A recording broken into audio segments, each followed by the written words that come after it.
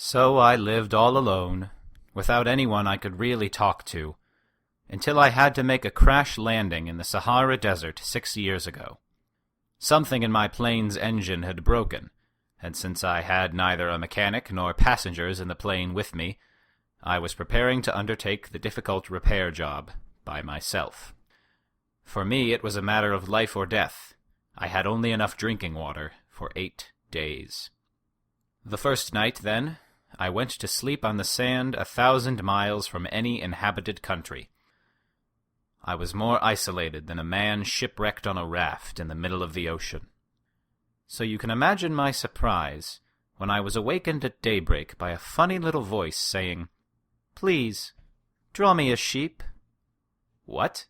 "Draw me a sheep." I leaped up as if I had been struck by lightning.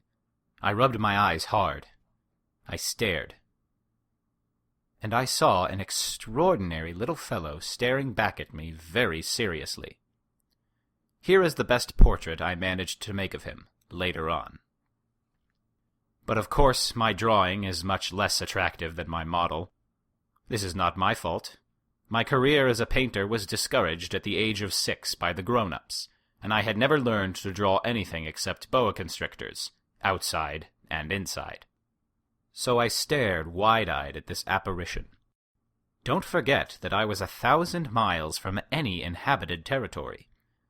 Yet this little fellow seemed to be neither lost, nor dying of exhaustion, hunger, or thirst, nor did he seem scared to death. There was nothing in his appearance that suggested a child lost in the middle of the desert 1,000 miles from any inhabited territory. When I finally managed to speak, I asked him, "But what are you doing here?" And then he repeated, very slowly and very seriously, "Please, draw me a sheep." In the face of an overpowering mystery, you don't dare disobey. Absurd as it seemed, 1,000 miles from all inhabited regions and in danger of death, I took a scrap of paper and a pen out of my pocket. But then I remembered that I had mostly studied geography, history, arithmetic, and grammar. And I told the little fellow, rather crossly, that I didn't know how to draw. He replied, "That doesn't matter. Draw me a sheep." Since I had never drawn a sheep, I made him one of the only 2 drawings I knew how to make, the one of the boa constrictor from outside. And I was astounded to hear the little fellow answer, "No, I don't want an elephant inside a boa constrictor. A boa constrictor is very dangerous, and an elephant would get in the way. Where I live, everything is very small. I need a sheep. Draw me a sheep." So then I made a drawing. He looked at it carefully, and then said, "No, this one is already quite sick. Make another." I made another drawing.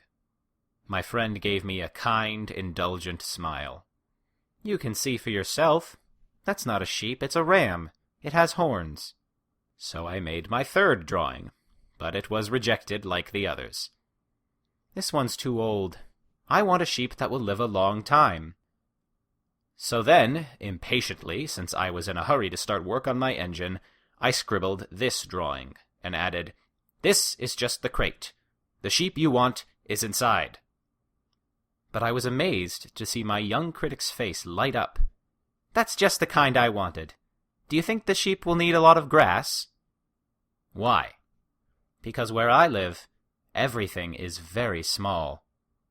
"There's sure to be enough. I've given you a very small sheep." He bent over the drawing. "Not so small as all that. Look, he's gone to sleep." And that's how I made the acquaintance of the little prince.